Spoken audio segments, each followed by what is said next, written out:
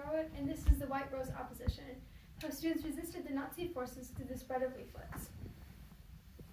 Good day, everybody, and welcome to the International Museum of World War II. For your tour today, we're going to start off at the very beginning. After World War I, Germany signed the Treaty of Versailles, which placed them heavily into debt, and millions of people lost their jobs. That is when the Nazi Party rose to power because they promised economic recovery and wealth. In 1933, Adolf Hitler was appointed Chancellor of Germany, and with that, he established many different things, including the People's Court, the Nuremberg Laws, the Hitler Youth, and different forms of propaganda. The People's Court was used primarily for trials regarding political cases and treason. Some different forms of propaganda you can see were posters and board games which were being circulated and promoting Nazi ideals. Continuing on, the Nuremberg trials were established in 1935. Their aim was to isolate Jews racially and socially. If you look over here, we can also see some images of the Hitler Youth program. Their primary goal was to disillusion the youth and promote Nazi ideals as well. Within that, they learned how to handle weapons, dig trenches, and how to march in formation. If you turn your head to the left, you can see a figure of one of the Nazi soldiers and leaders of the Hitler Youth.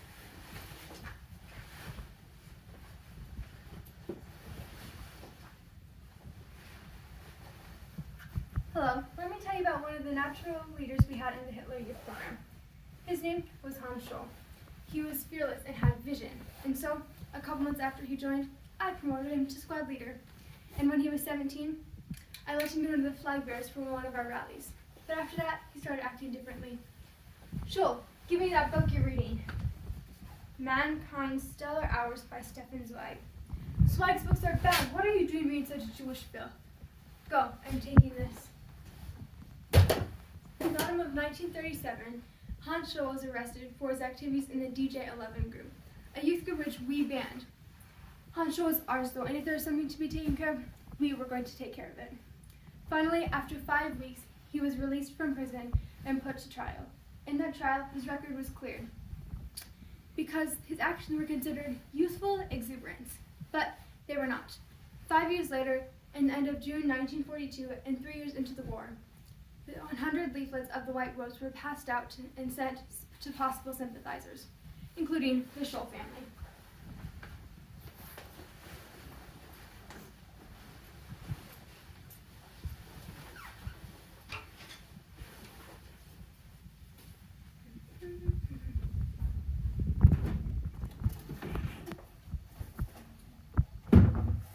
What's this? Leaflets of the White Rose. Nothing is more shameful to a civilized nation than to allow itself to be governed by an irresponsible clique of sovereigns who have given themselves over to dark urges, and that without resisting. Somebody's spoken out. Every individual must arm himself. It's got to offer passive resistance from Gothi's stand and cry freedom, freedom, freedom. I have to show Hans this. Hans, have you seen this? Do you know anything about it? Stop evading my questions. Do you know anything? You wrote this? I'm helping. If you're in this, I want help too. I want to be able to speak freely and help those people understand what's really happening. Okay, I'll get supplies for you. I'll be safe. Promise.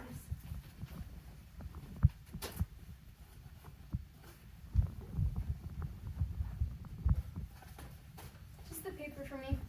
Thanks.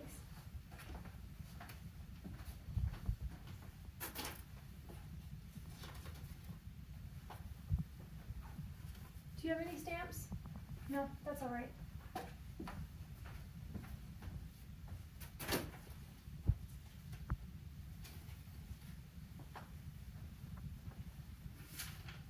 This will be all.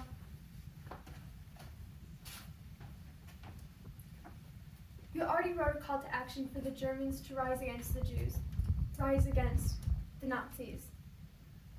But people need to understand what's happening all around us right now. Everybody is so disillusioned and blinded by what's happening. The Nazis have complete control, and it's a total dictatorship. We should have freedom. Yeah, we can separate it into the damages of the war and the government control. Okay, what about the news? It's completely censored. All we hear now about are the successes on the war. Right. Because of the fur.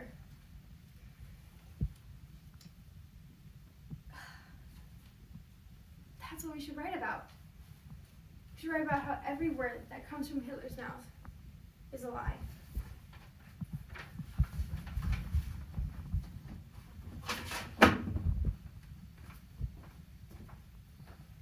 The war is taking a turn, and Hitler is not going to win.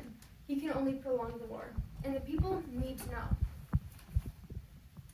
People are becoming more sympathetic and uneasy, especially with the defeat of Stalingrad on February 3rd. We need to open their eyes and make them understand that this war is not bringing honor to our country. Instead, it's completely destroying it.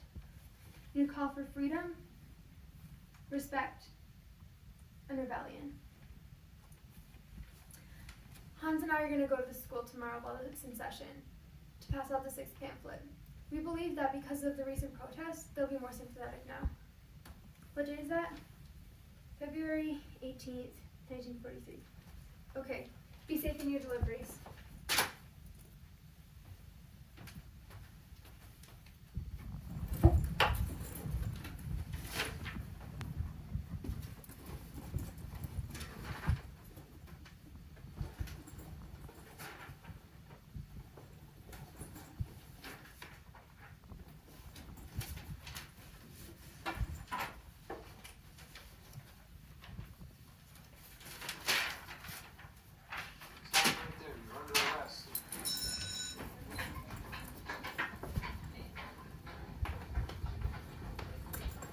Hans, I'm not leaving you.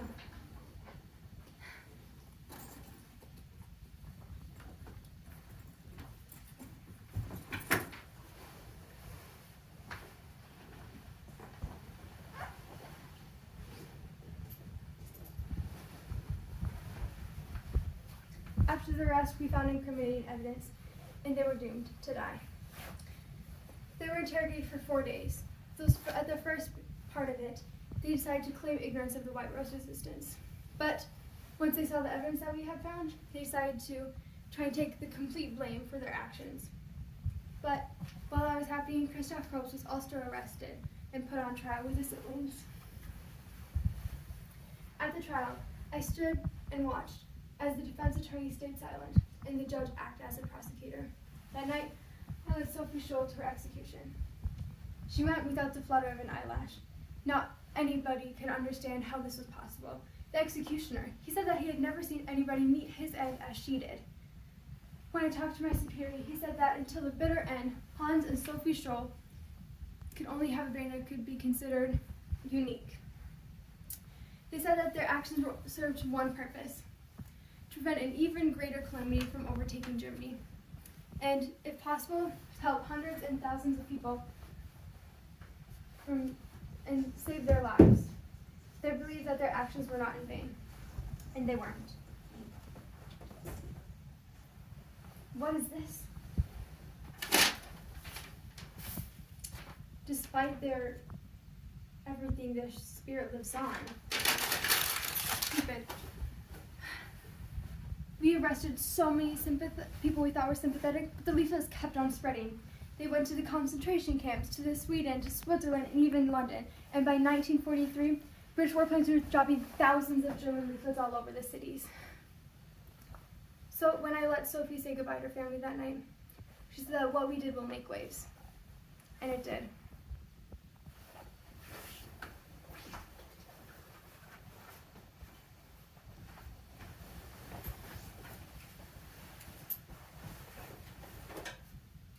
On May 7th, 1944, the Germans surrendered the war. The White Rose Resistance was hailed as legendary heroes during World War II. They acted as a symbol of civil courage, something that Germans prized above all else, because in that moment, they experienced the consequences of complacency and apathy. The world decided to embrace the White Rose similarly, and it passed the Nazi era and over the borders of Germany. But within Germany, there are many different schools, plazas, and streets that are named after the White Rose and its members. At Munich University, there is a ceramic tiles that represent the pamphlets on the ground, and a bust of Sophie Scholl where the janitor saw her throw the leaflets.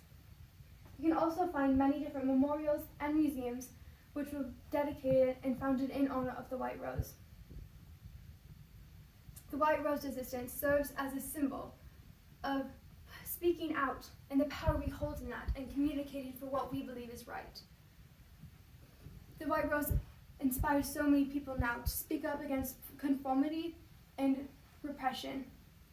The spirit of the White Rose lives on. They will not be forgotten, and they will not be silent. Thank you.